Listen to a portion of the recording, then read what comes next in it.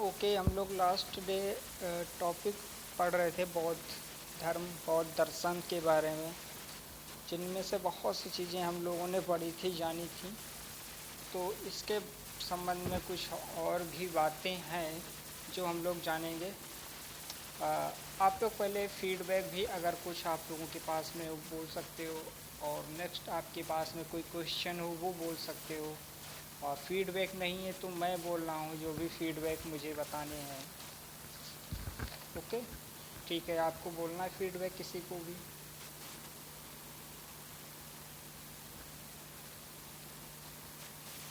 बोलना है किसी को, यस या नो?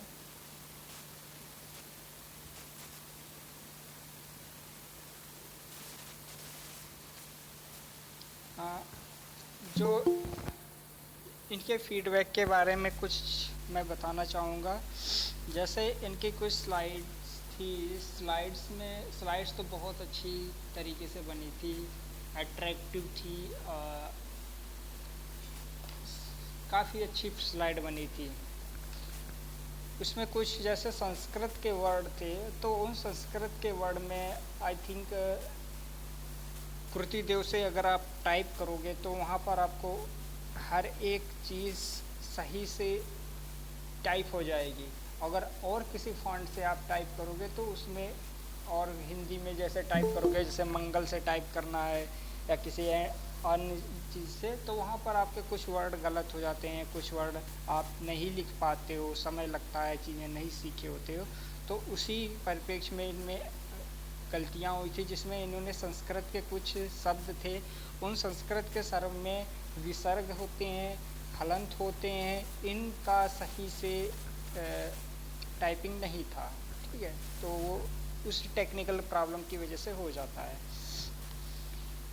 और इन्होंने जैसे एक वर्ड लिखा था जो इन्होंने बुद्धम शरणम गच्छामि, धम्मम शरणम गच्छामि और संघम शरणम गच्छामि, तो इनमें जो इन्होंने लिखा था संघम शरणम गच्छामि, संघम को इन्होंने गलत टाइप किया था।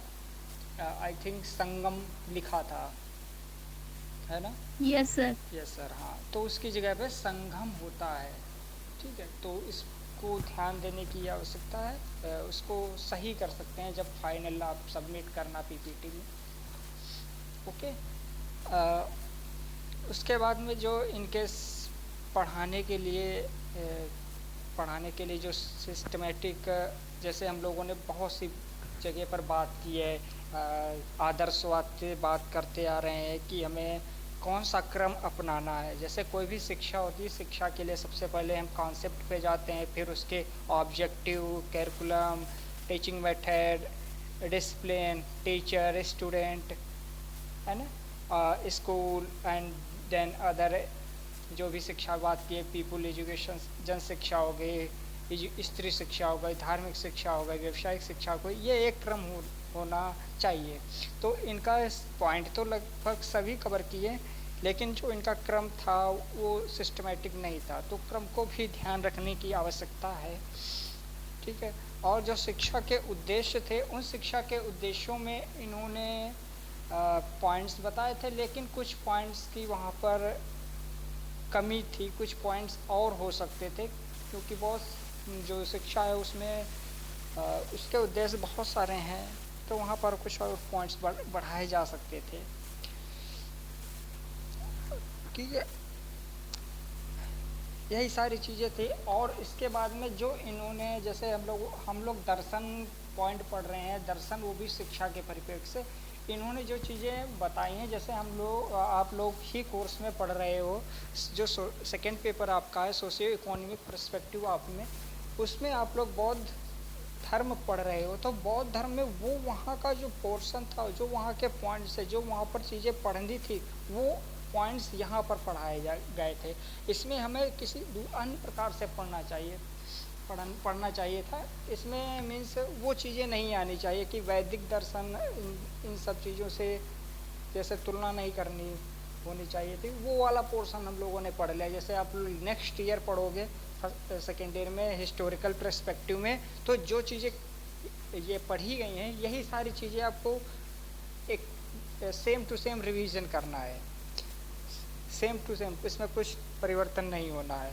तो यहाँ पर कुछ दर्शन से रिलेटेड टॉपिक में आ जाता तो और भी बेहतर होता। ठीक है, इन चीज़ों पर ध्यान देने की आवश्यकता थी। और उसके बाद में कुछ पॉइंट्स जैसे छूट गए थे तो उन पॉइंट्सों को भी बता देना चाहिए था। जैसे जन शिक्षा के बारे में, स्त्री शिक्षा के बारे में बताया, अच्छा किया उन्होंने बात की। स्त्री शिक्षा के बारे में, व्यवसायिक शिक्षा के बारे में भी थोड़ी सी बात करनी चाहिए थी। धार्मिक और नैतिक शिक्षा, वैसे धर्म है तो इसमें बहुत सी बात कहीं ना कहीं हो ही चुकी हैं, लेकिन फिर भी अलग से एक बात हम कर सकते थे।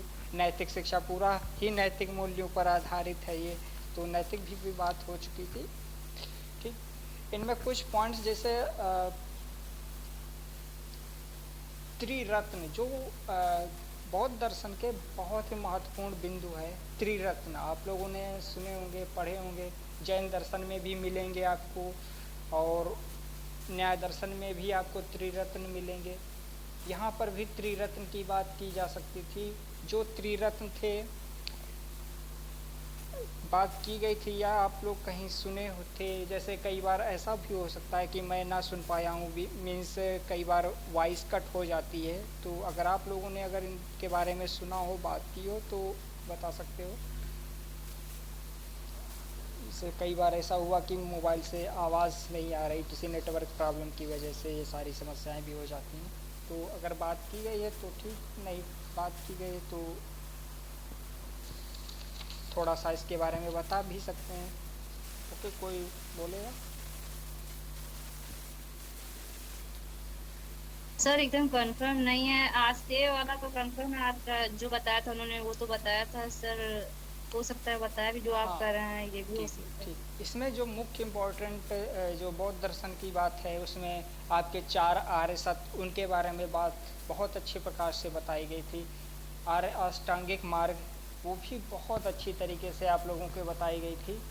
लेकिन जो आर्य अष्टांगिक मार्ग है, इन्हीं में त्रिरत्न का इंक्लूड है, त्रिरत्न इन्हीं में शामिल है। ये भी आप लोगों को याद करने की आवश्यकता है। त्रिरत्न, त्रिरत्न होते हैं शील, समाधि, प्रज्ञा, ये त्रिरत्न होते हैं। हम लोग जैसे उच्चार जो बोलते हैं शील, समाधि, प्रज्ञा, बुक्स में भी बहुत जगह ही लिखा होता है शील, समाधि, प्रज्ञा, यही एक क्रम लिखा होता है। लेकिन इसका जो क्रम है वो गलत है। वो क्रम होता है प्रज्ञा, शील और समाधि, ये क्रम होता है, एक निश्चित क्रम होता है।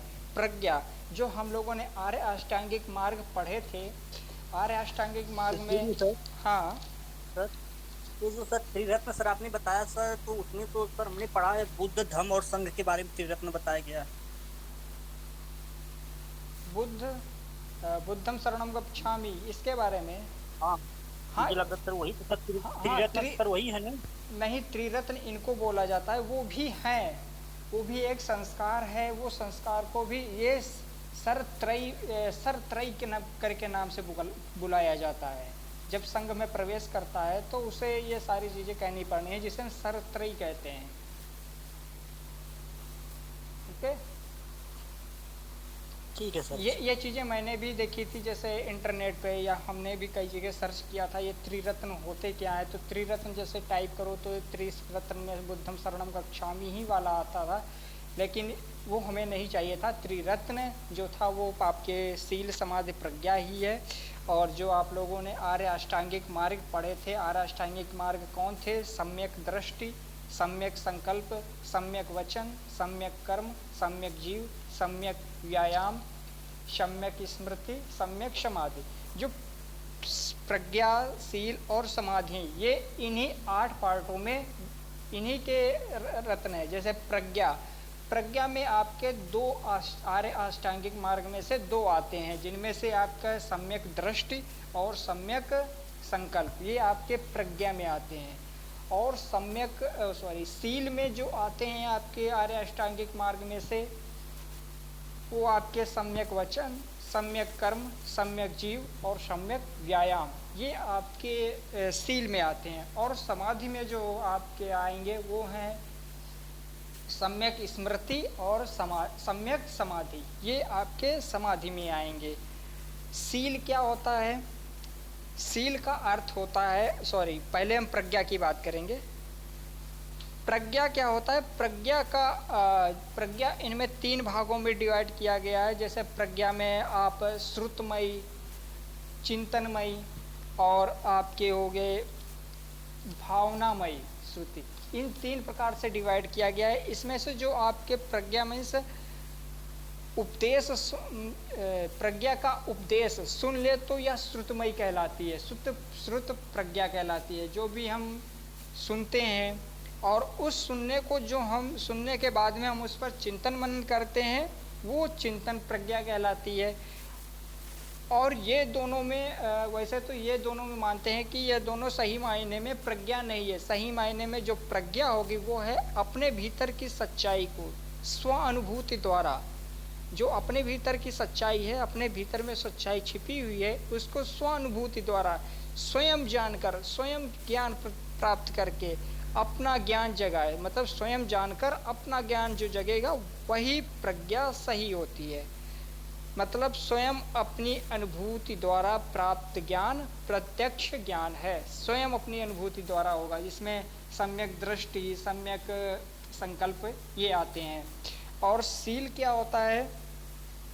सील का अर्थ होता है सात्विक कर्म। सात्विक कर्म इसमें क्या आते हैं? आपके जो आर्य अष्टांगिक मार्ग में आते हैं सम्यक वचन, कर्म, जीव और व्यायाम।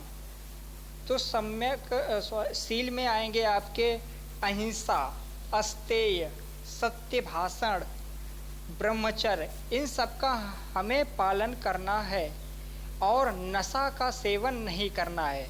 ये 5 चीज़ें बताई गई हैं सील में आपको। अहिंसा, अस्तेय, सत्य भाषण, ब्रह्मचर्य और नशा का सेवन नहीं करना है, ये बताए गए हैं। ये इन्हें हम पंचशील सिद्धांत भी कहते हैं। जैसे आपके बौद्ध दर्शन में कहीं भी कोई प्रश्न आ जाए, पंचशील सिद्धांत कहाँ के हैं, किसमें बताए गए थे, तो पंचशील सिद्धांत बौद्ध दर्शन में है। पंचशील सिद्धांत जो हैं अहिंसा, अस्तेय, सत्य भाषण, ब्रह्मचर्य तथा नशे का सेवन ना करना, इनका जो पालन है, ये पंचशील सिद्धांतों का कौन पालन करेगा? इनका पालन गृहस्थ जीवन में जो रहते हैं उनको भी इन पंचशील सिद्धांतों का पालन करना होगा और भिक्षुओं को भी पालन करना है। भिक्षुओं को तो करना ही करना है, ठीक है।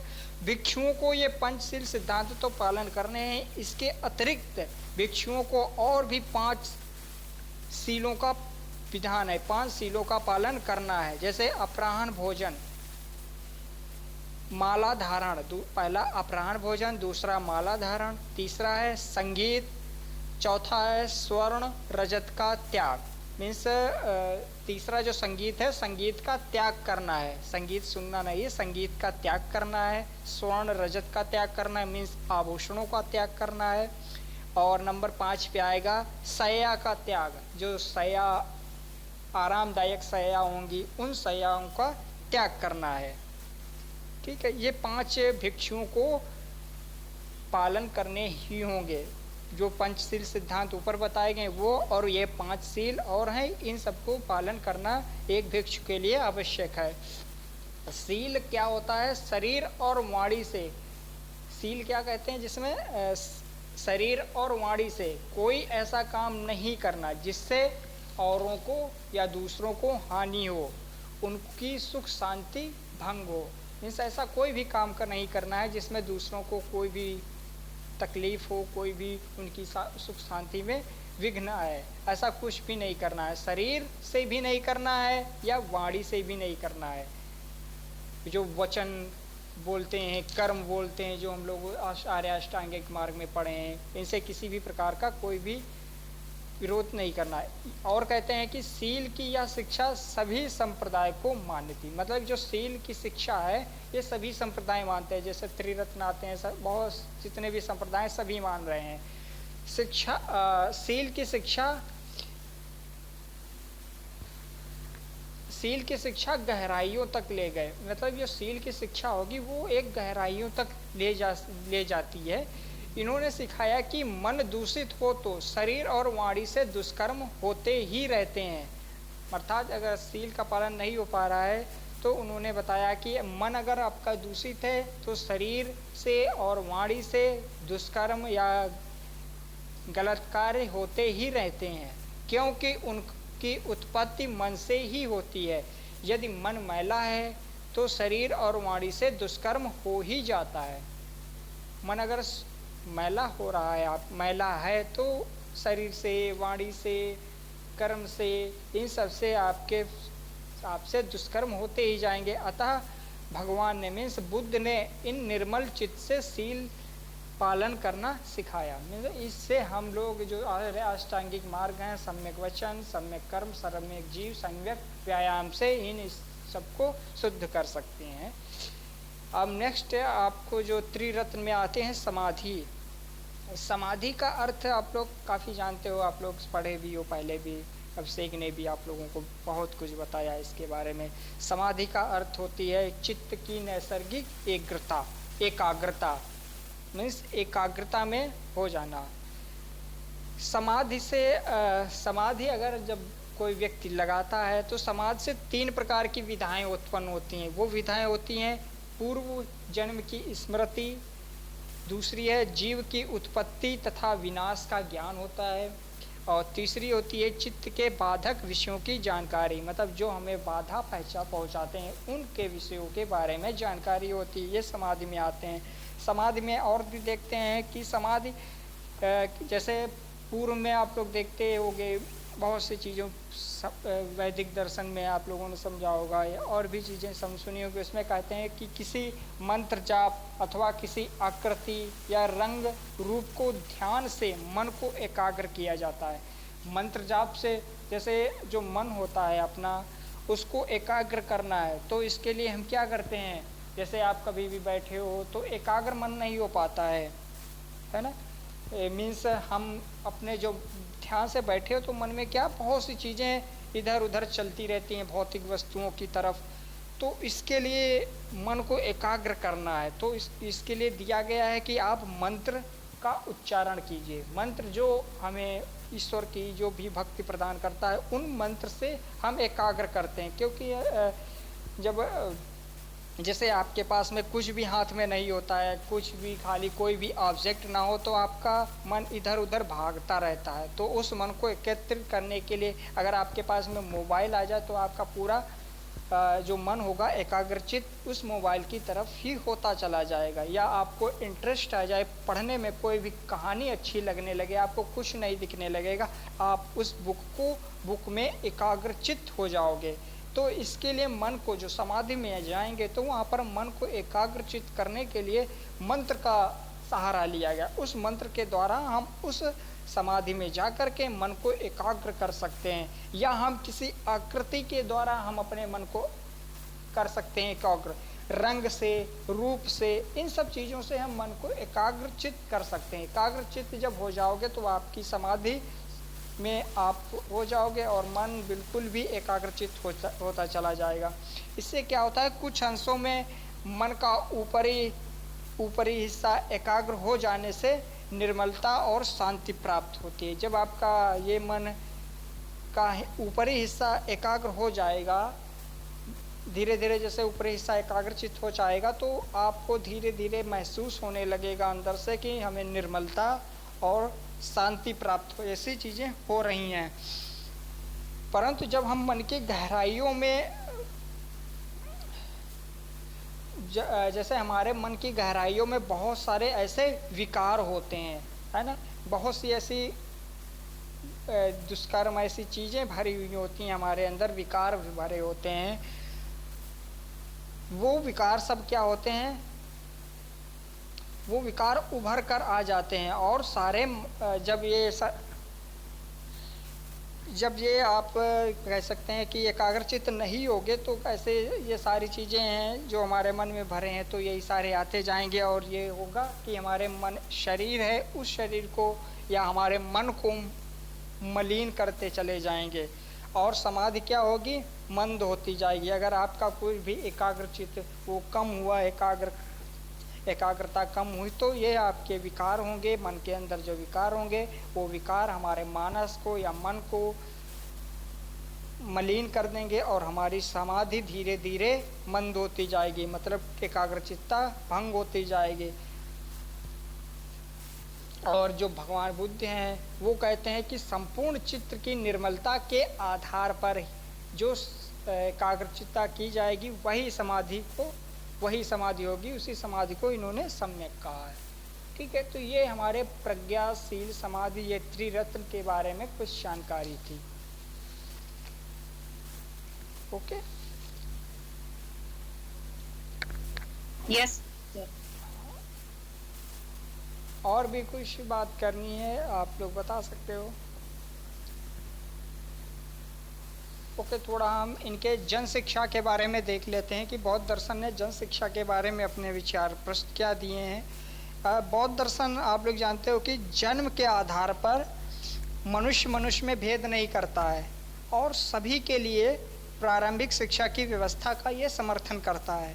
बौद्ध दर्शन में ये बताया गया है, वो किसी में भेद नहीं करता है और सभी के लिए प्रारंभिक शिक्षा है वो सभी के लिए कहता है कि सभी के लिए व्यवस्था की जानी चाहिए। इस प्रकार कह सकते हैं वो जन शिक्षा का बिल्कुल भी हितैषी था बौद्ध दर्शन। परंतु जब उच्च शिक्षा की ओर आते हैं तो उच्च शिक्षा की व्यवस्था में बौद्ध दर्शन कहता है कि केवल उच्च शिक्षा का ज्ञान है वो केवल मेधावी और योग्य छात्रों के लिए ही उस उच्च शिक्षा की व्यवस्था करनी चाहिए। और ये कहते हैं कि जो शिक्षा का माध्यम होगा जन शिक्षा के लिए, वो शिक्षा का माध्यम होगा लोक भाषा। उस समय जो बौद्ध के समय जो जन शिक्षा का माध्यम क्या था, वो लोक भाषा क्या थी, पाली। और इसीलिए इन्होंने पाली को ही इस शिक्षा का माध्यम बताया।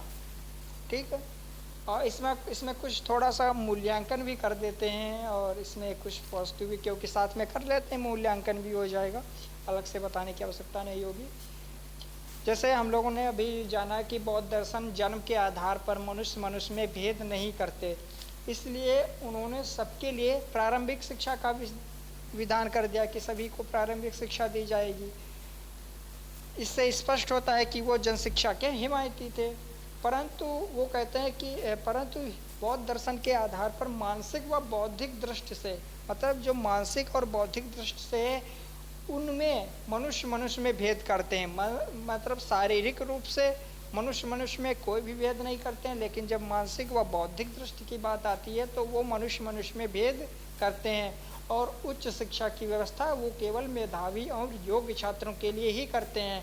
तो यहाँ पर हम चीज़ों को क्या अर्जित कर सकते हैं अपने वर्तमान समय के लिए या ग्रहण कर सकते हैं, और इसमें क्या क्या निगेटिव चीज़ें हैं वो देखते हैं। कह सकते हैं कि आज हम भी उच्च शिक्षा के द्वारा केवल मेधावी और योग्य छात्रों के लिए ही खुले रखें। मीन्स जो उच्च शिक्षा है वो सबको ना दे करके हम मेधावी और योग्य छात्रों के लिए ही रखें, तो निश्चित रूप से हम कह सकते हैं कि इससे क्या होगा, जो हम चीज़ों को बचा सकते हैं, जो चीज़ें रह सकती हैं, वो होगा कि हम धन का जो दुरुपयोग होगा उसको बचा सकते हैं, है ना। महाविद्यालय और विश्वविद्यालय हैं, उनका पर्यावरण होगा, अगर योग्य और मेधावी छात्र विद्यालय में, महाविद्यालय में और विश्वविद्यालय में जाएंगे तो क्या होगा, पर्यावरण जो होगा वो एक शैक्षिक प्रकार से बनेगा, शैक्षिक रूप से बनेगा। मीन्स जैसे अगर विश्वविद्यालय के महाविद्यालय के बाहर निकलते हो तो विद्यार्थी किसी भी प्रकार के अनुशासनहीनता या लड़ाई झगड़ा करते हुए विद्यालय के पर्यावरण के आसपास ना दिखाई दें, ऐसा दिखाई दे कोई अच्छे से टॉपिक पर चर्चा करते हुए दिखाई दें, हाथों में बुक्स लिए हुए दिखाई दें, कुछ पढ़ते हुए दिखाई दें। मीन्स अगर योग्य और मेधावी छात्र जाएंगे तो ये सब चीज़ें आसपास एक पर्यावरण होगा, वो एक शैक्षिक रूप से बनता जाएगा।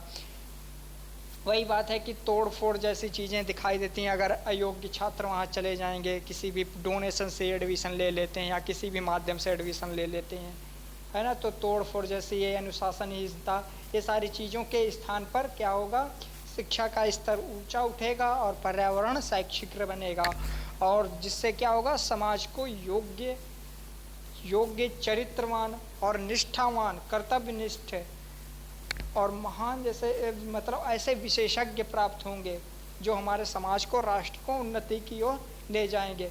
और इसके साथ साथ में एक और भी क्या चीज़ें होंगी, शिक्षित बेरोजगारी भी दूर होगी। मतलब हर किसी को शिक्षा, हर जैसे करते हैं कि कोई भी हो माइनस मार्किंग में भी बीएड में एंट्रेंस में मार्क लाता है, उसको भी बीएड करवा दिया जाता है।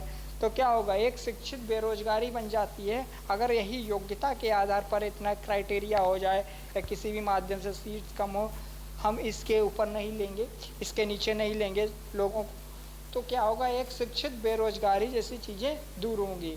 अब जैसे बहुत से कोर्स हैं उसमें ज़बरदस्ती बुला बुला के एडमिशन कराया जाता है, आपको इतना छूट दे दिया जाएगा, तो ये सब चीज़ें दूर हो जाएंगी। योग्य एवं मेधावी छात्र जब आएंगे। और कह सकते हैं कि विश्वास है कि जिस लोकतांत्रिक शिक्षा की व्यवस्था हम आज करना चाहते हैं, जैसे हम लोग चाहते हैं कि ये ऐसी इस प्रकार से लोकतांत्रिक शिक्षा की व्यवस्था हो, वही स्थापना बौद्ध ने आज से 2500 वर्ष पूर्व कर दी थी। मतलब जो बात बौद्ध धर्म के लोगों ने 2500 साल पहले कर दी थी, वो हम आज कहते हैं कि इसकी व्यवस्था इस प्रकार से होनी चाहिए। ठीक, ओके। और भी कुछ बात करनी है आपको? और इसके बाद में लवलेश शुरू करते हैं दूसरा टॉपिक की ओर। है तो इसमें बहुत सी चीज़ें हैं जो हम लोग पढ़ सकते हैं। ओके, इसमें से और भी बात करनी है तो आप बताइए, वरना आगे बढ़ते हैं। सर इन्होंने शारीरिक क्षेत्र में भी तो ध्यान दिया था कि मतलब अगर लंगड़ा है या अंधा है उसको भी एंट्री नहीं दे रहे थे ना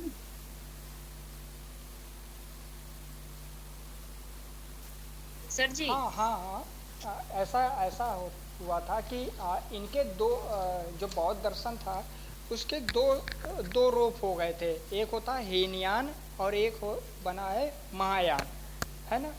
और हीनयान और महायान को भी इनमें डिवाइड हो गए। जैसे हीनयान संप्रदाय में कौन आ गए, वह भाषिक आ गए, जिसे हम वाह प्रत्यक्षवाद भी कहते हैं। और हीनयान संप्रदाय में और भी आ गए सैद्धांतिक। मतलब हीनयान भी जो संप्रदाय बना उसमें भी दो लोग इंक्लूड हो गए, सैद्धांतिक और एक वैभाषिक वाले।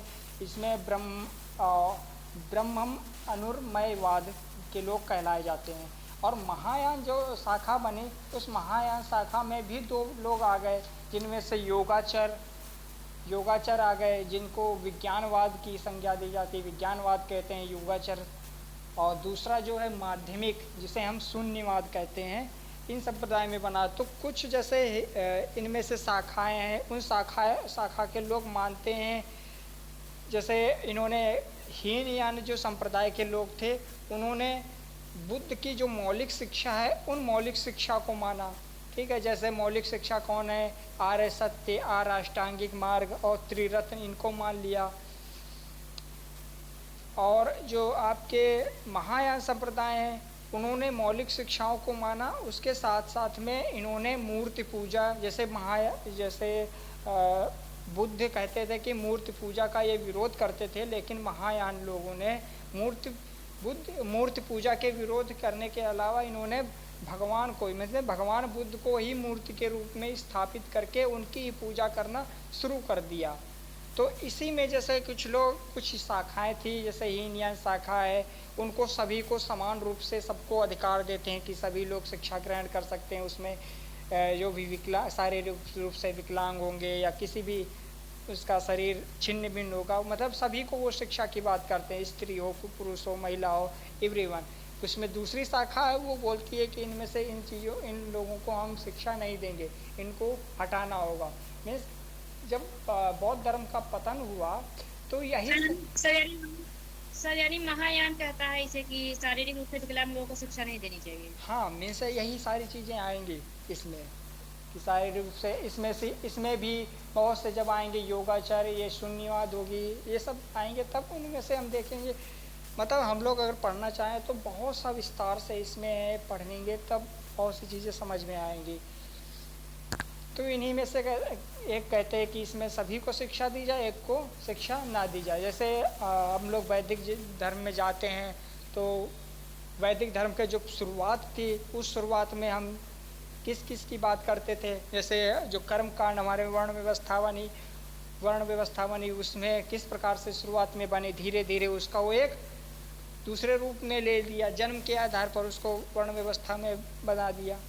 तो यही सी चीज़ें इसमें भी होती जाएंगी। बौद्ध धर्म का पतन जब 2500-3000 वर्ष तक चला, उसमें धीरे धीरे इसी प्रकार से बौद्ध धर्म का पतन भी हुआ, इन्हीं कमियों की वजह से। वो कमियां जैसे कई सारी हो सकती हैं, ब्राह्मण धर्म की, जैसे कुछ भी हो गया, राजस हो गया, संप्रदाय हो गए, राजपूत हो गए, मतलब बहुत सी चीज़ें ऐसी हैं, उनकी वजह से इसका पतन भी हुआ। सर एक बात और पूछनी थी सर, जो विद्या अध्ययन करते थे, दीर्घकालीन जो विद्या अध्ययन करते थे, तो क्या वो लोग विवाह नहीं कर सकते थे क्या? दीर्घकालीन अध्ययन जो करते थे, नहीं, इन्होंने विवाह के बारे में जैसे तो बात नहीं की। विवाह तो इन्होंने जैसे गृहस्थ जीवन के लिए भी इन्होंने सिद्धांत बताए हैं ना, पंचशील सिद्धांत, तो विवाह कर सकते थे। भिक्षु लोग शायद जो पढ़ाते थे, वहाँ पर अध्यापन कार्य करते थे, उनके लिए विवाह का इन्होंने प्रस्ताव नहीं रखा था।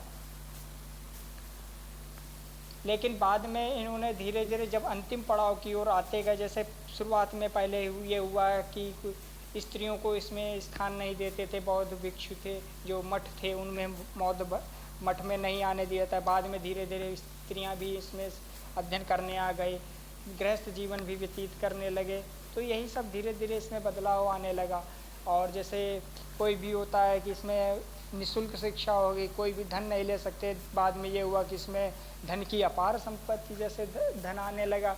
तो यही सारी चीज़ें इसके पतन के भी कारण कह सकते हैं कि। Okay sir. Excuse me sir. हाँ बोलो सर, एक इसमें मैंने देखा है शरणत्रयी, क्या होता है सर? शरणत्रयी यही है, आपको भी बताया था, जो हम शिक्षा ग्रहण करने जाते हैं, जब बालक प्रवेश पाता है संघ में प्रवेश पाने के लिए, वो शरणत्रयी होते हैं। शरणत्रयी, शरण जिसमें हम शरण लेते हैं, वो 3 प्रकार के जो हमारे बताए गए हैं, अभिषेक ने भी बताया है, बुद्धम शरणम गच्छामि, धम्मम शरणम गच्छामि और संघम शरणम गच्छामि, ये शरणत्रयी में आते हैं। और उसके साथ में इन छात्रों को, इन शरणत्रयी के साथ में छात्रों को 10 नियमों को पालन करने की भी बात की गई है, जिसे हम 10 शिक्षा पदानि कहते हैं। 10 शिक्षा पदान कहते हैं। इस शरणत्रयी के साथ में ये 10 नियम या 10 शिक्षा पदान को भी पालन करने की बात है। ये नियम है। नियम कौन कौन है? जैसे पहला है जीव हिंसा ना करना, दूसरा है किसी की वस्तु ना लेना, तीसरा है अशुद्ध आचरण से परे रहना, चौथा असत्य भाषण ना करना, पांचवा मादक पदार्थों का सेवन ना करना, नंबर 6 है कुसमय भोजन ना करना। कुसमय मीन्स जैसे भोजन करने की आज की ऐसी परंपरा हो गई है कि किसी भी समय कुछ भी खाना पीना शुरू कर देते हैं, है ना। तो मीन्स जिस समय भोजन का समय है उसी समय भोजन करना होगा, उस समय आपको भोजन नहीं करना है। नंबर 7 है किसी की निंदा ना करना, मतलब किसी भी की हम निंदा करने, मतलब किसी के हैबिट में ही होता है कि हम किसी की भी निंदा करना शुरू कर देते हैं। तो ये ऐसी चीज़ें, निंदा जैसी चीज़ों को हमें परित्याग करना है। नंबर 8 होगा नृत्य गायन और विलासिता से दूर रहना। नृत्य गायन जैसी चीज़ों से, विलासिता जैसी चीज़ों से हमें दूर रहना है। नंबर 9 है सुगंधित और एवं श्रृंगारिक वस्तुओं का उपयोग नहीं करना है, मतलब जिसमें हमारी सौंदर्यता बढ़ती है, श्रृंगारिक वस्तुएं हैं, उन सबका या सुगंधित चीज़ों का हमें सेवन नहीं, उपयोग नहीं करना है। और नंबर 10 है सोना चांदी बहुमूल्य वस्तुओं का दान ना लेना। ठीक है, ये मीन्स इन चीज़ों का भी दान नहीं लेगा। ये इसके जो शरणत्रयी हैं उसके साथ में ही ये जुड़े हुए हैं 10 सिख पदान, इसलिए मैंने आपको साथ में इसको बता दिया। Okay sir, thank you sir. हाँ सर, यानी ये लोग केसर का सेवन नहीं करते होंगे पहले? हाँ, जो नियम बने, जैसे हमारे महात्मा बुद्ध ने, गौतम बुद्ध ने, उन्होंने ये नियम जिस समय बनाए होंगे उस समय जिनकी ये शिक्षा होगी, उस शिक्षा के अंतर्गत ये सारे नियम रखे हैं, सारे नियम लिखे हुए हैं। अब जब जैसे कुछ भी नियम होते हैं, धीरे धीरे नियमों का है कि धीरे धीरे उनका उसमें कमियां ढूंढने लगते, उससे वो नियम भंग करने लगते हैं। ये सब चीज़ें आ जाती हैं लास्ट में, धीरे धीरे चलते हुए आ जाते हैं।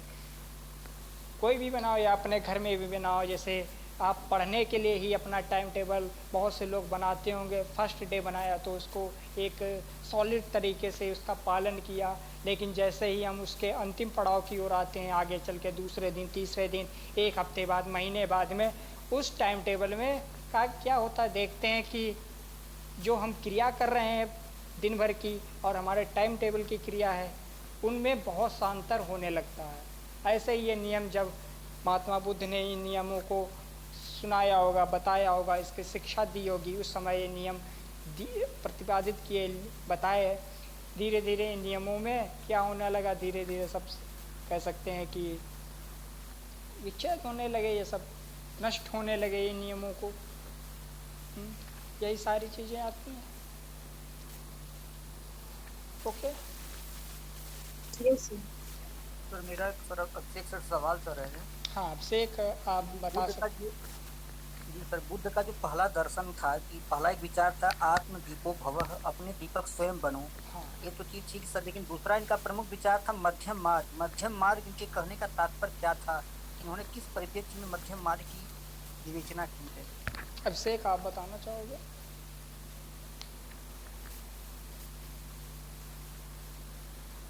चलो आज न्याय दर्शन नहीं पढ़ते हैं, इसी टॉपिक को कंप्लीट कर लेते हैं। कुछ भी पॉइंट्स बचे हैं, 8-10 मिनट है भी। हाँ, आप अभिषेक बता सकते हो, बताइए अगर इसके बारे में कुछ भी जानकारी हो।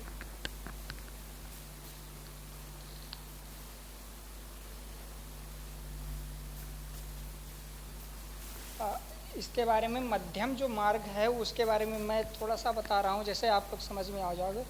जैसे महात्मा बुद्ध की जो मौलिक शिक्षाएं थी, मौलिक शिक्षाएं कौन सी थी? 4 आर्य सत्य, आर्य अष्टांगिक मार्ग और त्रिरत्न, ये इनकी मौलिक शिक्षाएं थी। और महात्मा बुद्ध ने उपदेश दिया था, बताया था कि ना तो ब्राह्मणों द्वारा, जो ब्राह्मण है, ब्राह्मण ने कौन सी चीज़ें प्रतिपादित की थी? कर्मकांड। तो कहते हैं कि ना तो ब्राह्मणों द्वारा प्रतिपादित कर्मकांड के पालन में सुख है, और ना ही जो चारवाक हैं, या मतलब मीन्स जो भी इंद्रिय भोग हैं, उनमें भी कोई भी सुख नहीं है। ठीक है, मीन्स ना तो कर्मकांड में सुख है, ना तो इंद्रिय भोग में कोई सुख है। कर्मकांड में जैसे यज्ञ, हवन, पूजा करके हम लोग ये सब करते हैं, उनमें भी किसी प्रकार का कोई भी सुख नहीं है। इंद्रिय भोग में भी किसी प्रकार का कोई भी सुख नहीं है। तो महात्मा बुद्ध ने ये कहा कि सुख तो इन दोनों के बीच में है, मतलब सुख कर्मकांड और इंद्रिय भोग के बीच में ही है। इसलिए बुद्ध ने इस मार्ग को क्या बताया? मध्यम प्रतिपदा मार्ग बताया। ठीक, और मध्यम प्रतिपदा मार्ग कौन से हैं? वो आपके हैं, वो आपका है प्रत्यय समुत्पाद, जो आप लोगों को अभिषेक ने बताया था, प्रत्यय समुत्पाद, वो इसी में आता है, मध्यम प्रतिपदा मार्ग।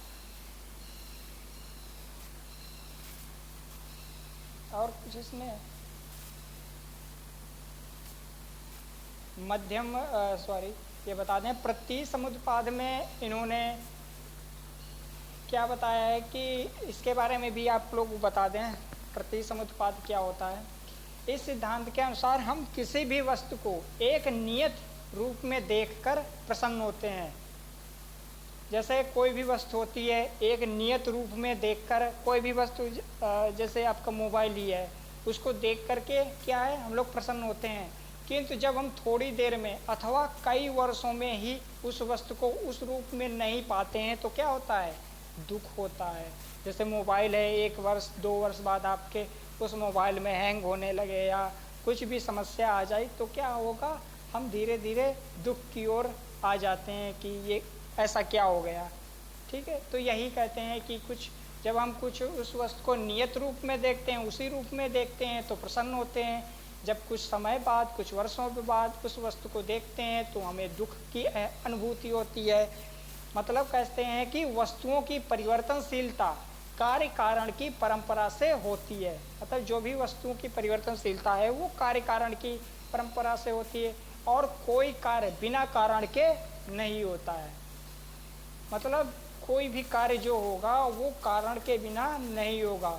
और कहते हैं जहाँ कारण होते हैं वहीं कार्य होने लगता है, जहाँ कारण होगा वहीं पर कार्य होगा।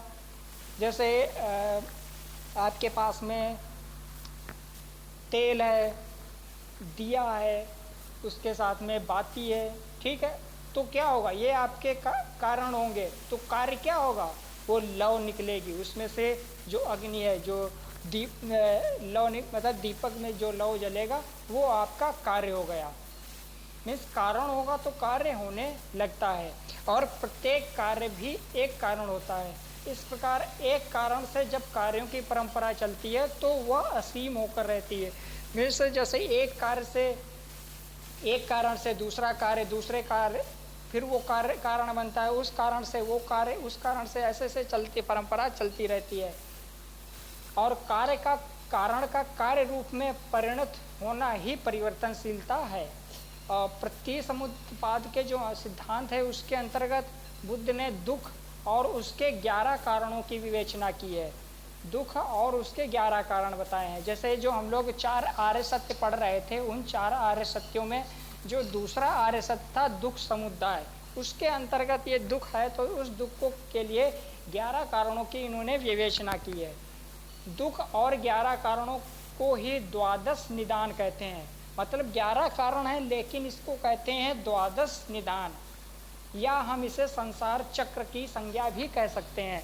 द्वादश निदान मतलब हम बात कर रहे हैं 11 कारण की, लेकिन यहाँ पर द्वादश निदान क्यों आ रहा है? द्वादश मीन्स 12 हो जाएगा। तो इसके बारे में हम देखते हैं। कारण यहाँ पर 11 होंगे, निदान इसके होंगे 12, इसलिए इसको द्वादश निदान या 11 कारण को कहते हैं। बुद्ध ने 11 कारणों में से अविद्या को मूल कारण बताया है, किंतु अविद्या का कोई कारण इन्होंने नहीं बताया है। मीन्स जो हमारा 12वां होगा वो होगा अविद्या, तो उस अविद्या का कोई कारण इन्होंने नहीं बताया है, इसलिए ये एक छूट जाता है। इसलिए 11 कारण को हम द्वादश निदान भी कहते हैं।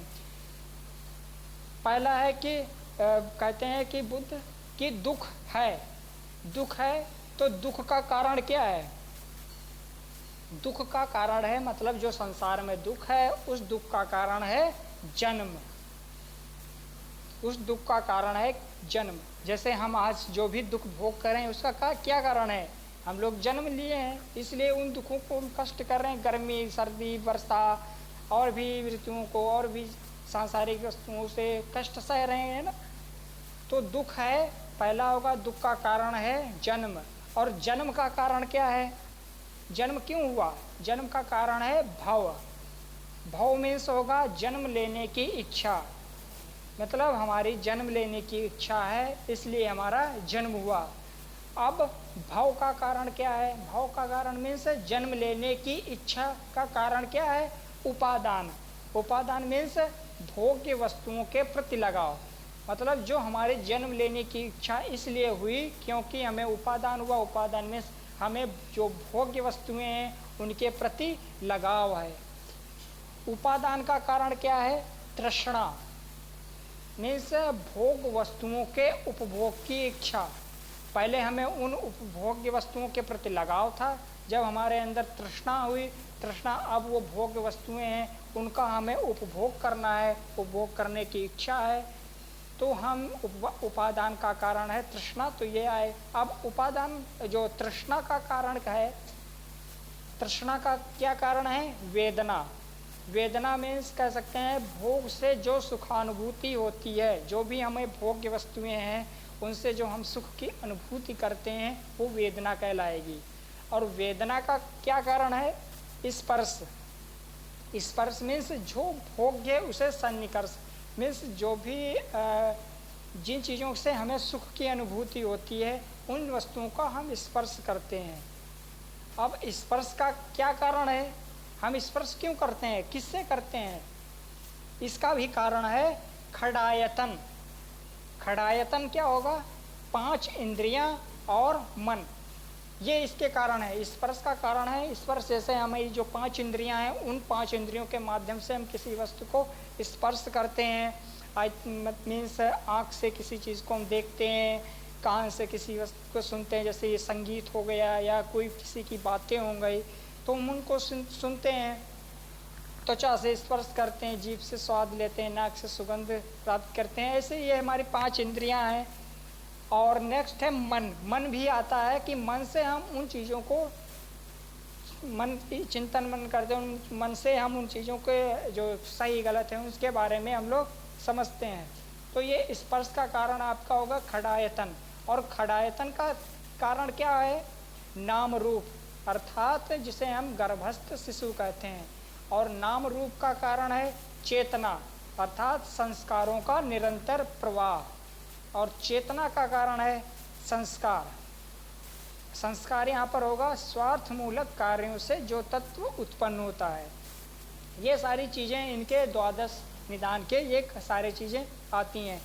और प्रतिसमुत्पाद का जो सिद्धांत है वो तीनों कालों, 3 काल कौन कौन से? भूतकाल, वर्तमान काल, भविष्य काल को जोड़कर कर्मवाद की स्थापना करता है। मतलब जो प्रतिसमुत्पाद का सिद्धांत है उसमें इसकी स्थापना कैसे होगी? भूतकाल, वर्तमान और भविष्य को जोड़ करके वो कर्मवाद की स्थापना होगी। इसके अनुसार कह सकते हैं कि वर्तमान जीवन अतीत जीवन के कर्मों का फल है। मतलब जो हमारा वर्तमान जीवन है वो अतीत जीवन के कर्मों का फल है। और भविष्य का जीवन, जो हमारा भविष्य का जीवन है वो कैसा होगा? वो वर्तमान जीवन के कर्मों का फल होगा। मतलब जो हम लोगों ने अपनी लाइफ के पीछे किया है उसके कर्मों का फल हमारा वर्तमान में चल रहा है। और जो वर्तमान है, वर्तमान में जो हम कर्म कर रहे हैं उन कर्मों के आधार पर हमारा भविष्य का जीवन निर्धारित होगा, उसके हम फल प्राप्त करेंगे। अर्थात हमारे द्वारा अविद्या के कारण जो स्वार्थ मूलक कर्म किए जाते हैं, मतलब अविद्या के कारण हमारे पास जो अज्ञान है, अविद्या है, उसके कारण जो हम स्वार्थ मूलक कर्म करते हैं उन्हीं के फल हमारे भीतर संस्कारों के रूप में संचित हो जाते हैं। वही फल हमारे क्या होते हैं? संस्कार बन जाते हैं। और भी कहते हैं कि निस्वार्थ कर्मों का कोई फल नहीं होता है। मतलब जो भी हम कर्म करते हैं, निस्वार्थ कर्म, कुछ भी कर्म करें निस्वार्थ रूप से, उसमें कोई भी फल नहीं होगा। अर्थात ना तो अच्छा होगा ना बुरा होगा फल। मीन्स वो बिल्कुल ही निस्वार्थ, बिल्कुल ही उसी प्रकार से निस्वार्थ कर्म की तरह से निस्वार्थ ही होगा। अतः संस्कार निर्मित कह सकते हैं कि जैसे संस्कार होते हैं वो हमारे निर्मित नहीं होते हैं, वो हमारे कर्मों के फल के आधार पर संस्कार निर्मित होते हैं। इन संचित कर्मों का फल भोग करने के लिए ही हमारा पुनर्जन्म होता है। मतलब ये कहते हैं कि जो भी हम लोगों ने कर्मों का फल इकट्ठा किए हैं उन्हीं का हमें भोग करना है, इसीलिए हमारा पुनर्जन्म होता है। और यही सर यानी कि निस्वार्थ भाव से जो अगर कर्म किया जाए तो वो फिर पुनर्जन्म नहीं पाएगा। हाँ, उसमें कोई भी फल नहीं मिलता है।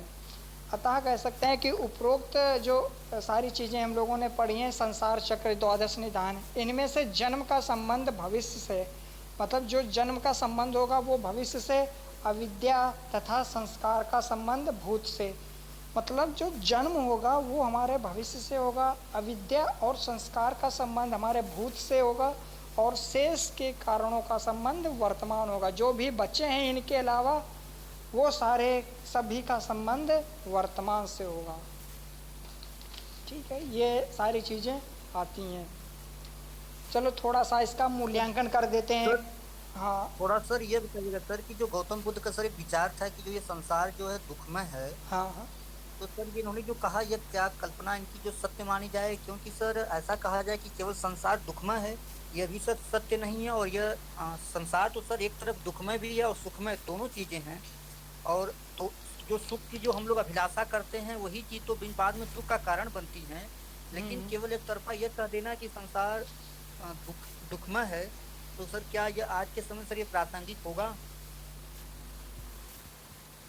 संसार दुखमय है मीन्स कह सकते हैं संसार आपका मीन्स अगर आपके अंदर तृष्णा होगी, किसी की लिलिप्सा होगी, आपको किसी चीज़ की पाने की इच्छा होगी, आपके दुख का कारण बनेगा। अगर उस चीज़ को आप छोड़ दे रहे हो त्याग दे रहे हो तो वो आपके दुखों का कारण नहीं बनेगा।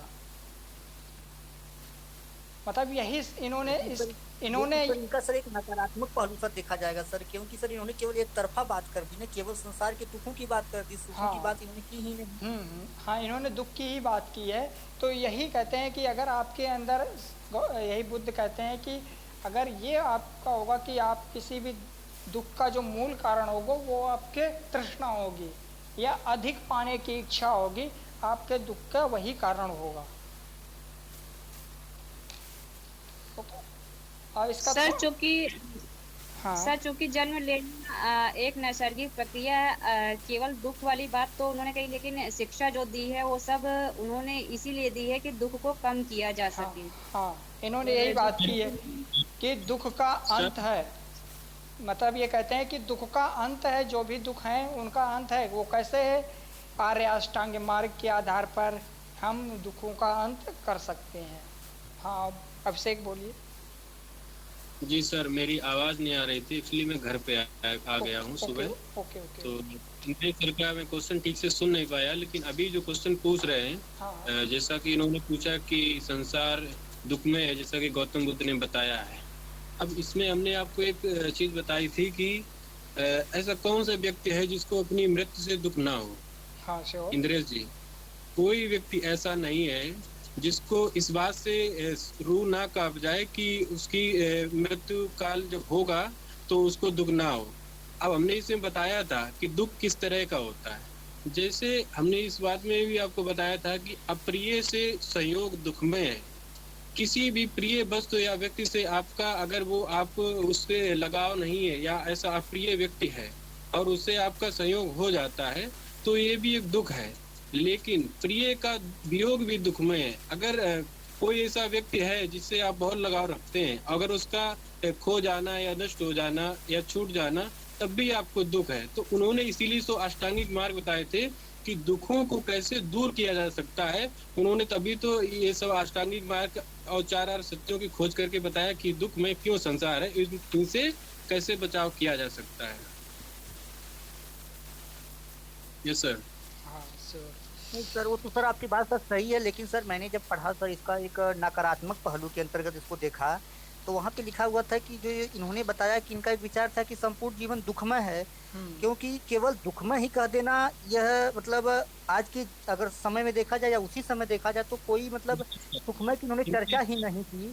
और जबकि जी सर मैं बताना चाहूँगा, उन्होंने बताया था गौतम बुद्ध जी ने कि जो सुख है ये क्षणिक होता है और हम सभी लोग जानते हैं कि वास्तव में दुख जो सुख होता है ये क्षणिक होता है। और अगर आपको आज सुख है और किसी ना किसी वजह समस्या आई तो निश्चित आप दुख में पड़ जाएंगे। तो उन्होंने सुख को इसलिए सुख नहीं माना है क्योंकि हर क्षण में तो दुख आपको हमेशा ही रहता है। कहीं किसी वस्तु से, व्यक्ति से या कोई समस्या ऐसी जाती है, सांसारिक या पारिवारिक, बहुत सारी चीजें हैं।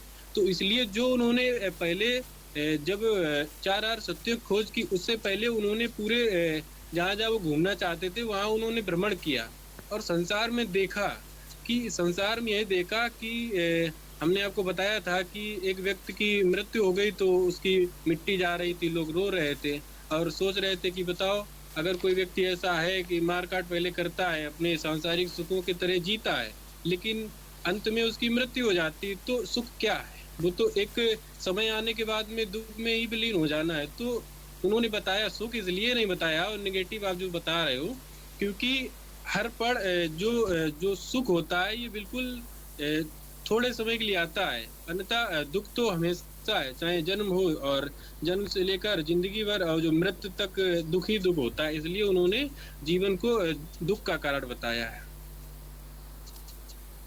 अर्पित सर, मैं भी इसमें ऐड करना चाहूंगी, जो आप कह रहे हैं सही कर रहे हैं, क्योंकि वास्तविकता में अगर पूछें, अगर आपका नजरिया है तो बहुत अच्छा है कि सुख की आप कल्पना करते हैं, लेकिन दुनिया में किसी से पूछें, हर व्यक्ति मुझे नौकरी नहीं मिल रही, मुझे ये है, मुझे वो है, ठिकाना है, कोई ये नहीं कहता कि मैं पूर्णतः संतुष्ट हूँ या मैं सुखी हूँ।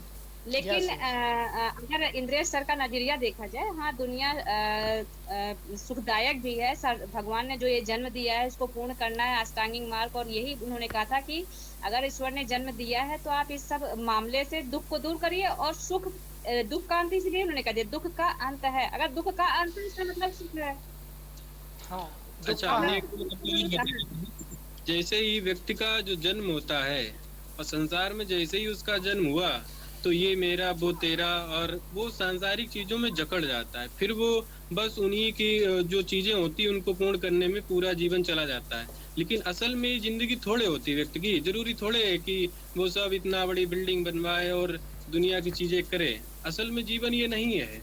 लेकिन अब चीजें जब यहाँ लोग आ जाते हैं तो फिर वो सांसारिक चीजें आ जाती, तो दुख तो होना ही निश्चित है।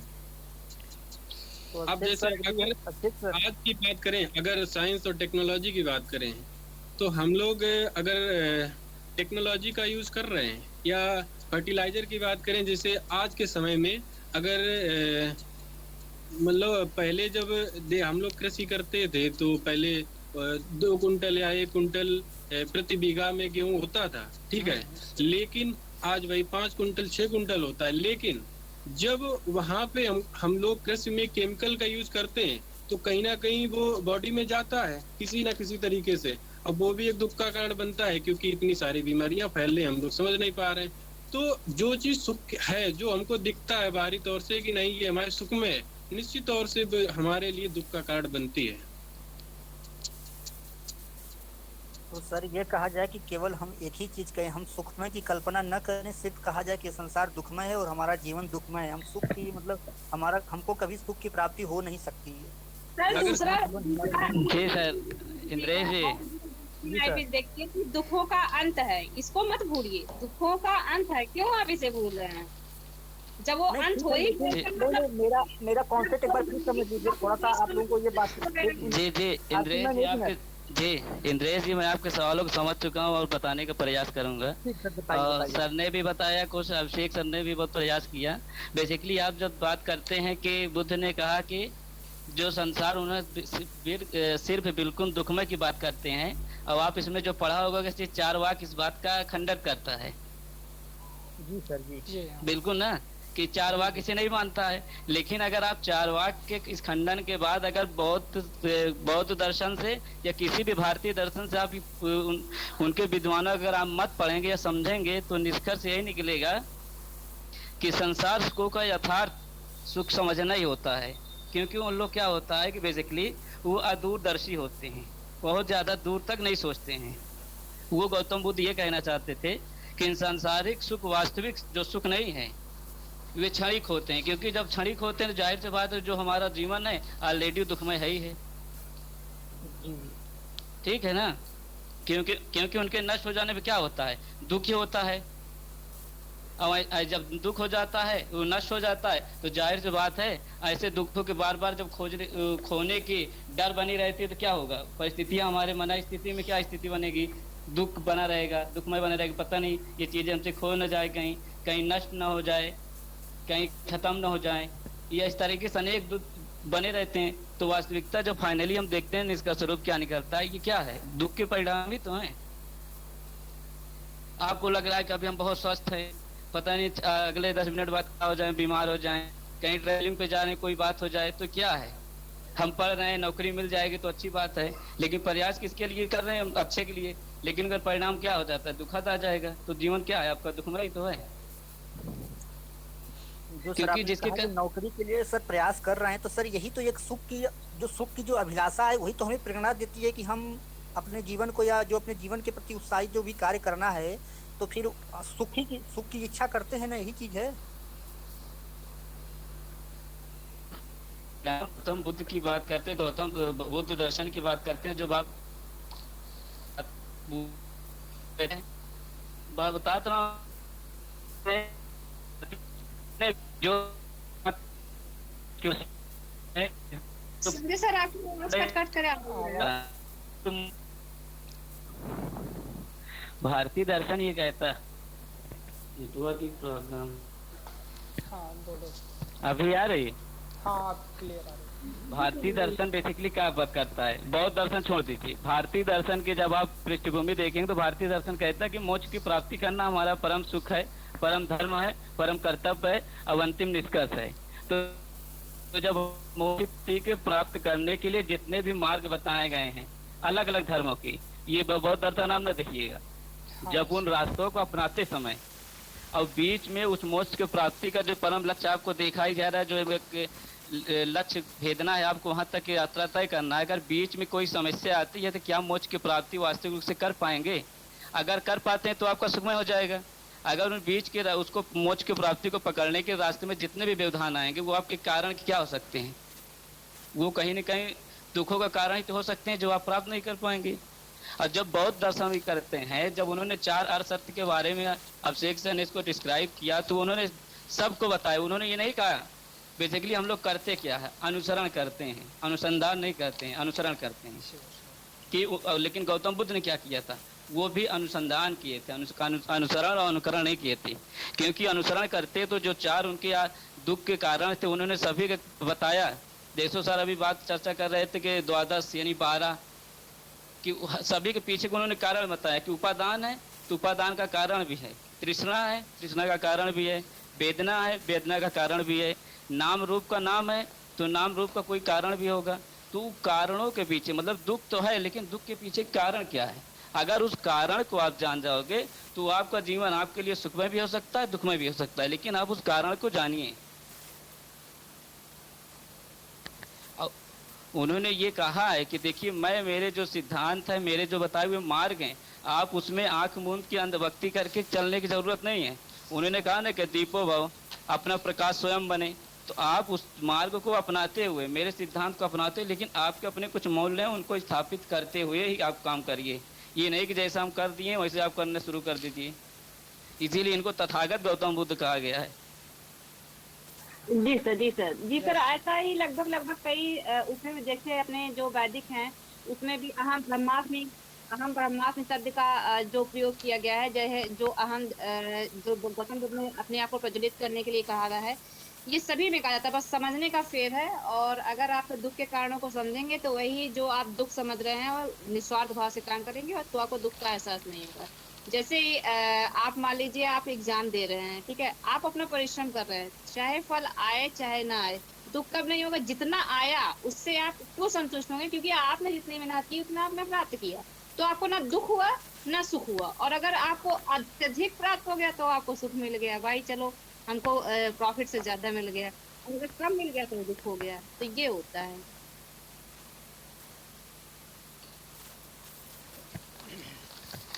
इसके अलावा जैसे कुछ अगर आपको और हम लोग के लिए बता रहा हूँ तो थोड़ा सा बता दीजिए, कोई एक्स्ट्रा और जानकारी देना चाहते हो तो।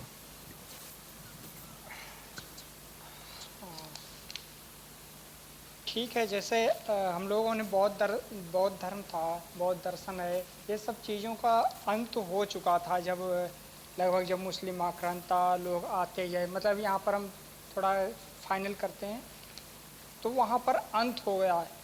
लेकिन उसके बाद में जो कह सकते हैं कि इनके जो महात्मा बुद्ध के ज्ञान था, उस ज्ञान को क्या किया हम लोगों ने, लगभग जैसे जिस दीपक को महात्मा बुद्ध ने भारत भूमि पर जलाया था, जैसे भारत भूमि पर महात्मा बुद्ध ने इस ज्ञान रूपी दीपक को, इनकी शिक्षाओं को यहाँ पर जलाया था, वह प्रकाश सहित कहीं और चला गया। मतलब वो ज्ञान जैसे ही यहाँ पर बौद्ध धर्म का पतन हुआ, धीरे धीरे वो बौद्ध धर्म की शिक्षाएं, बौद्ध धर्म के सारी चीज़ें ये हैं, वो इधर उधर चला गया, मिस्र दूसरी जगह चला गया। आज भी कह सकते हैं विदेशों की लगभग आधी जनसंख्या बौद्ध सिद्धांतों पर आस्था रखती है। जैसे बहुत से ऐसे कंट्री, अब भारत में इतने बौद्ध धर्म के मानने वाले लोग नहीं रह गए हैं, उसके अतिरिक्त देखते हैं कि विदेशों में जो भी बहुत से कंट्री हैं वो बौद्ध धर्म की शिक्षा को आज भी मानते हैं।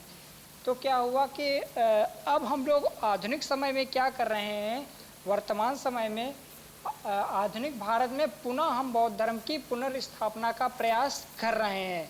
धीरे धीरे उन चीज़ों की स्थापना के लिए कोशिश कर रहे हैं। जैसे एक आपके धर्मपाल शिक्षा शास्त्री हैं, आप लोगों ने नाम सुना होगा कई बार, जिनको देश मित्र कहते हैं, देश मित्र धर्मपाल। उनके द्वारा एक स्थापित है कि उन्होंने स्थापित किया है, उन्होंने इस क्षेत्र में निरंतर प्रयास किया है, भारतीय महाबोधि सोसाइटी। इन्होंने इसको स्थापित किया और इस दिशा में ये निरंतर प्रयास कर रहे हैं कि ये बौद्ध शिक्षा है उनको अग्रसारित किया जाए और इस पर काम किया जाए और लोगों को वहाँ तक पहुँचाया जाए। इसका मतलब ये नहीं कि हमें बौद्ध धर्म अपनाना है, मीन्स हमें उनकी शिक्षा को अपनाना है। उसके जो शिक्षा बौद्ध ने हमें दी थी उस शिक्षा को अपनाकर हम अपने जीवन का उत्थान करें, हम आगे बढ़ें। ठीक है। और भी जैसे कुछ कार्य हो रहे हैं, सारनाथ के जो विहार हैं वहाँ पर बहुत से जीर्णोद्धार जैसे कार्य हो रहे हैं। सांची विहार है, वहाँ पर भी बहुत सी पुनर्स्थापना की जा रही है। कलकत्ता है, नई दिल्ली है, कुशीनारा है, जैसे बहुत से स्थानों पर नए बौद्ध विहारों की भी स्थापना की जा रही है। और जैसे हमारे पूर्व में नालंदा विश्वविद्यालय था, इतना महान विश्वविद्यालय था, कितना विशाल बड़ा विश्वविद्यालय था, उसको भी नालंदा विश्वविद्यालय के नाम पर हमारे यहाँ बिहार में फिर से उसके नालंदा विश्वविद्यालय शुरू किया जा रहा है। जिसके पहले आपके वाइस चांसलर कौन थे? 2000 लगभग 12 में स्टार्ट किया गया था इसको। इसके पहले वाइस चांसलर थे हमारे महान अर्थशास्त्री, जो हमारे पूर्व इसके 2014 के पहले जो प्रधानमंत्री थे, प्रधानमंत्री डॉक्टर मनमोहन सिंह, उनके सलाहकार, प्रधानमंत्री डॉक्टर मनमोहन सिंह के सलाहकार रह चुके हैं वो। और वो नोबेल पुरस्कार विजेता हैं। 1999 वो नोबेल पुरस्कार प्राप्त किए थे, भारत रत्न को भी प्राप्त किए हैं। उनका नाम है अमर्त्य सेन। और वो कई देशों के विश्वविद्यालय में प्रोफेसर रह चुके हैं। इकोनॉमिक के, दर्शन के इन्होंने काफ़ी शिक्षा प्रदान की। वही इन्होंने 2012 में उनको अमर्त्य सेन को वहाँ का वाइस चांसलर नियुक्त किया। उनकी देखरेख में इस विद्यालय को कार्य लेना शुरू किया गया था। मीन्स कह सकते हैं कि जो शिक्षा है, बौद्ध की शिक्षा है, उसको धीरे धीरे फिर से कार्य इस पर किए जा रहे हैं। और भी बहुत सारे ऐसे मठ, विहार, बौद्ध मंदिर बने हुए हैं, यहाँ से शिक्षा को, बौद्ध शिक्षा को हम अग्रसारित करते हैं। भूटान है जैसे कंट्री है, वहाँ पर बौद्ध के लोग बहुत से रहते हैं। तो हम कह सकते हैं कि हम इनकी शिक्षा को अपनाना चाहिए। शिक्षा के द्वारा अपना इस देश का, इस कंट्री का, मैं कह सकते हैं कि कल्याण करना होगा। Excuse me sir. हाँ सर, बुद्ध जी को लाइट ऑफ एशिया कहा जाता है। हाँ सर, इसके बारे में बता दीजिए। लाइट ऑफ एशिया, आप लोग बता सकते हो कि लाइट ऑफ एशिया को किसने लिखा था? बुक है, हम लोग इंटर में पढ़ते थे पहले। आई थिंक इस समय लाइट ऑफ एशिया इंटर की बुक में है या नहीं है, जानकारी नहीं मुझे। तो लाइट ऑफ एशिया के राइटर कौन है, आप लोग जानते हो? आई थिंक मुझे भी कंफर्म नहीं अभी है। तो लाइट ऑफ एशिया जिन्होंने लिखा था, एशिया में से जो बुद्ध की शिक्षा, बुद्ध का जो ज्ञान था वो भारत में प्रसारित हुआ। उसके बाद में भारत के आसपास जो भी कंट्री हैं उनमें धीरे धीरे उनके ज्ञान का प्रचार प्रसार हुआ। चीन है, बौद्ध शिक्षा का जो चीन है, भूटान है, म्यांमार है, वर्मा है, ऐसे बहुत से ऐसे कंट्री आसपास के थे। मीन्स एशिया के जितने भी कंट्री थे उनमें उनके ज्ञान का प्रचार प्रसार हुआ। और जो एशिया, जब उनके ज्ञान का प्रचार हुआ तो कह सकते हैं कि एक दीपक की तरीके से, एक ज्योति की तरीके से वो एक सभी में उसकी ज्ञान की ज्योति को जलाया, उसमें ज्ञान प्रस्फुटित हुआ, ज्ञान हुआ। तो उसी के कारण उसको लाइट ऑफ एशिया करके नाम उस बुक को रख करके इसमें जो जिनके राइटर हैं उन्होंने इसको लिखा है। मीन्स एशिया के ये एक एशिया के इन्होंने एक अभी आप जानकारी मिली है कि लाइट ऑफ एशिया को एडविन एर्नोल्ड ने लिखा है।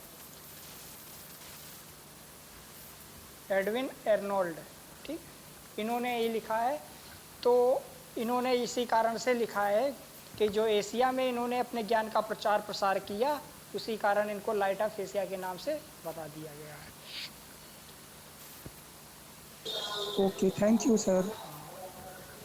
ओके, और भी कोई क्वेश्चन है?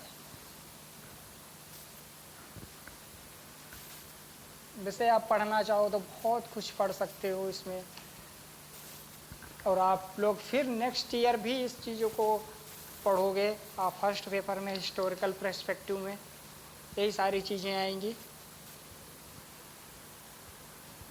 सर इससे क्वेश्चन भी पूछते हैं। हाँ, क्वेश्चन बहुत आते हैं।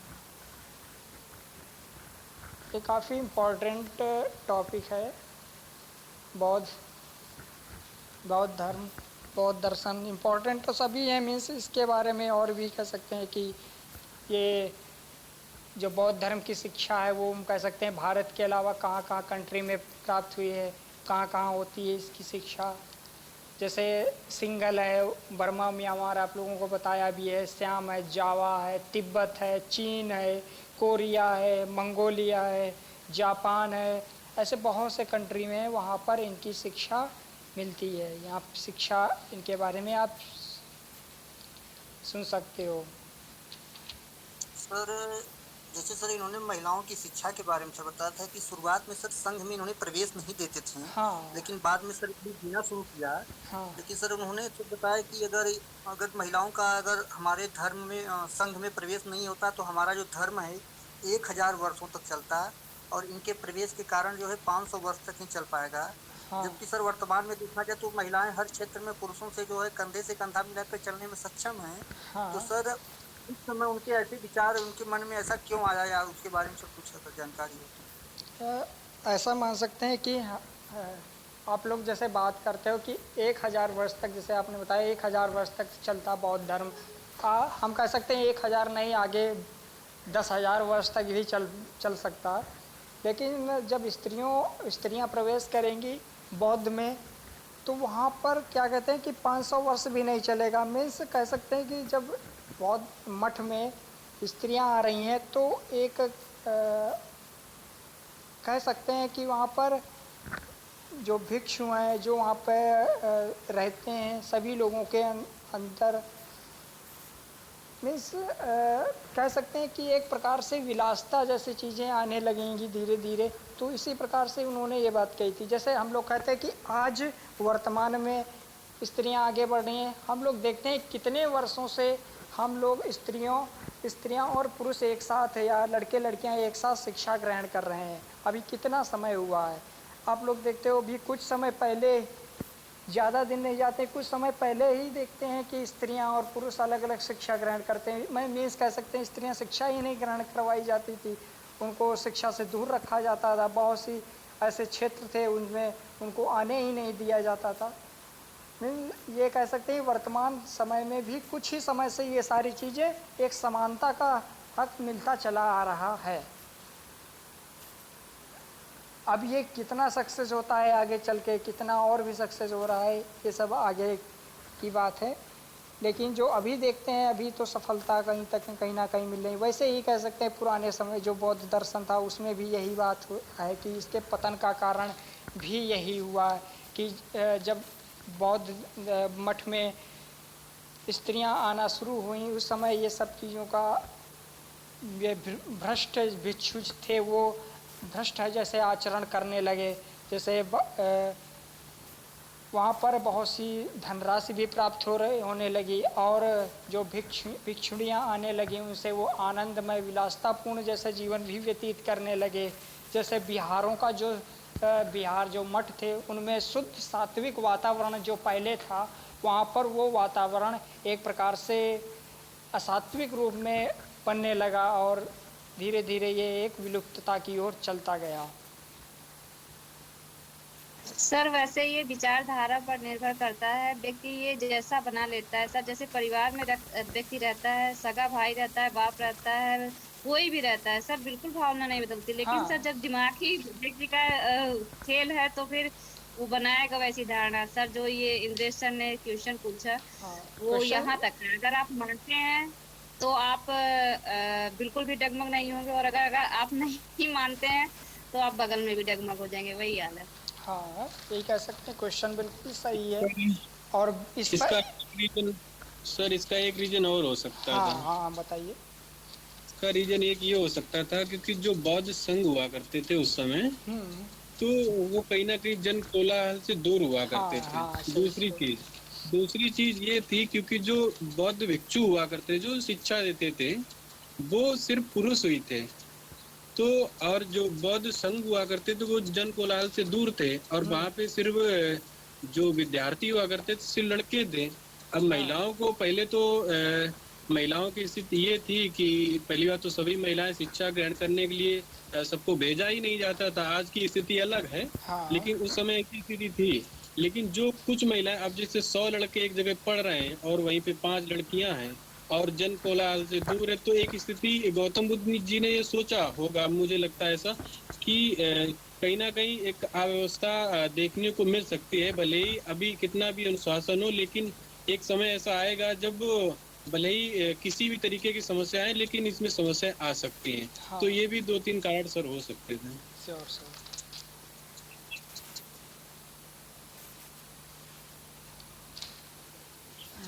वैसे मेरे हिसाब से तो विचारधारा इस पर बहुत ज्यादा प्रभावित होती है सर। अगर इंसान भी जानवरों की तरह सोचने लगता और उसकी धारणा रहती तो वो अपने भाई बहन के साथ भी वैसा करता, सेम करता सर, बिल्कुल अंतर ही ना रहता सर। इसके लिए धारणा बनानी पड़ेगी। अगर आप धारणा नहीं बना रहे हैं तो फिर कोलाहल हो या गैर कोलाहल, बिना दंड के आप सही नहीं रहेंगे। दंड बाद तो अगर सुनिए, अगर दंड है तो आप लाखों मील दूर है, अगर पता चल गया तो दंड के डर से नहीं करेंगे, कोई नहीं है। और अगर दंड नहीं है तो आप करेंगे। तो ये धारणा बनानी पड़ेगी सर। ओके, ठीक है। और बात करिए, कोई बात करनी है तो ठीक है, वरना क्लास एंड करते हैं। बस कीजिए सर, बहुत लंबी क्लास सर हो गई। अभी कोई क्वेश्चन अगर बाकी हो तो पूछ भी सकते हैं, कोई दिक्कत हाँ हाँ वो पूछ तो सकते हैं। सही है।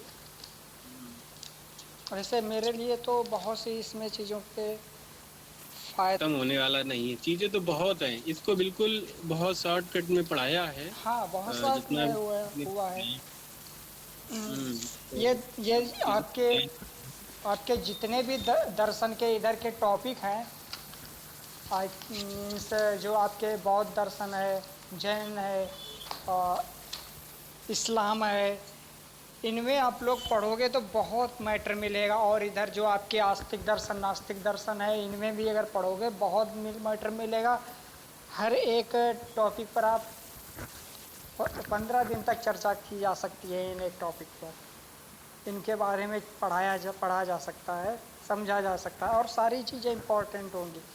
जो ईसाई धर्म है उसके बारे में थोड़ा सा कम मिलता है, कम चीज़ें मिलती हैं, जानकारी मिलती है, लेकिन फिर भी उसको भी अच्छे तरीके से भी पढ़ा जा सकता है। ठीक है, फिर भी हमें आवश्यकता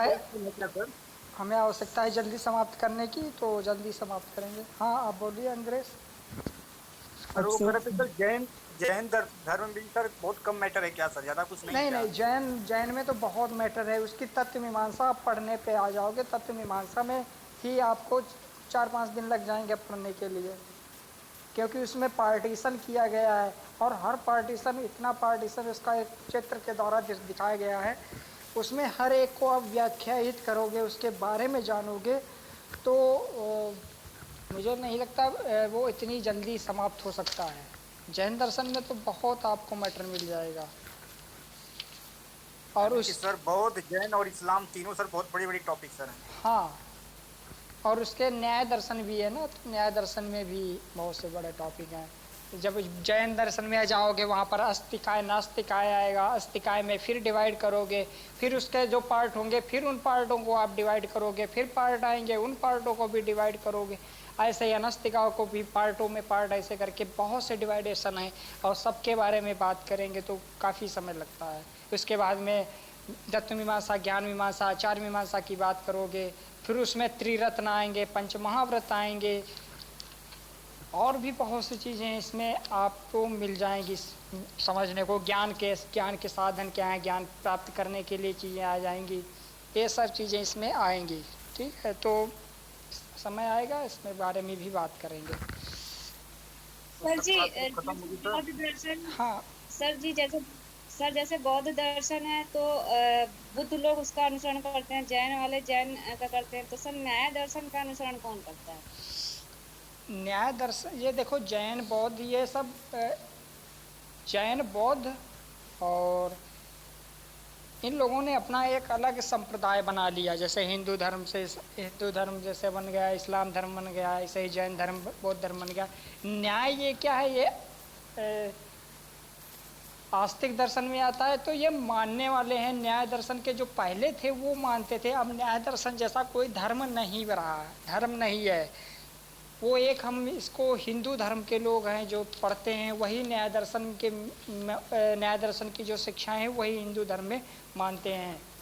तो अलग से इसका कोई धर्म नहीं है, ये मानने वाले बस होते हैं। कि जैसे योग है, योग को भी हम मानते हैं। जैसे हिंदू धर्म में हम कहते हैं कि योग भी हमारा, सांख्य की जो शिक्षा है वो भी हमारी, वैदिक की भी शिक्षा है वो भी हमारी, वेदांत की भी हैं वो भी हमारी, अद्वैत वेदांत हैं वो भी हमारा, विशिष्ट वेदांत है वो भी हमारा। यही सारी चीज़ें हैं, एक ही में सब समाहित हैं बौद्ध हिंदू धर्म में। मीन्स अगर ये सब चीज़ें पढ़ रहे हो तो आप हिंदू धर्म को ही पढ़ रहे हो। Okay sir. ठीक, ठीक है। Excuse me sir. हाँ सर, बौद्ध काल में स्त्री शिक्षा केवल उच्च वर्ग तक ही यानी उपलब्ध थी, जबकि निम्न स्त्री परिवारों की महिलाओं के लिए शून्य के बराबर थी। सर इस बारे में थोड़ा बता दीजिए। हाँ ऐसा नहीं था राजेश सर, उसमें मैं बताना चाहूँगा, क्योंकि स्त्रियों की शिक्षा अगर वैदिक काल में बात की जाए तो पूर्व वैदिक काल में तो थोड़ा बहुत स्त्रियों की शिक्षा दी जाती थी, लेकिन उत्तर वैदिक काल में शिक्षा नहीं दी जाती थी।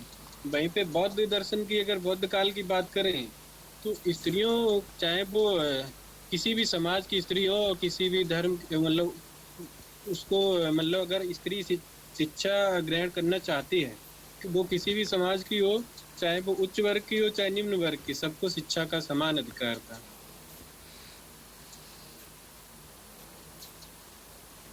ठीक है, थैंक यू सर। ठीक है, अब वाइंड अप करते हैं यहीं पर। और भी अगर कोई क्वेश्चन है तो पूछ सकते हो, वरना वाइंड अप करते हैं। और हम लोग कल लवलेश कुमार यादव बात करेंगे आपके न्याय दर्शन से रिलेटेड। ठीक है लवलेश, आप रेडी हो? और उसके बाद में कौन प्रेजेंटेशन करेगा न्याय दर्शन के बाद में? जो आपके शेष बचे हैं उनमें से आप बोल सकते हो। जैन दर्शन है, ईसाई दर्शन, ईसाई धर्म और मुस्लिम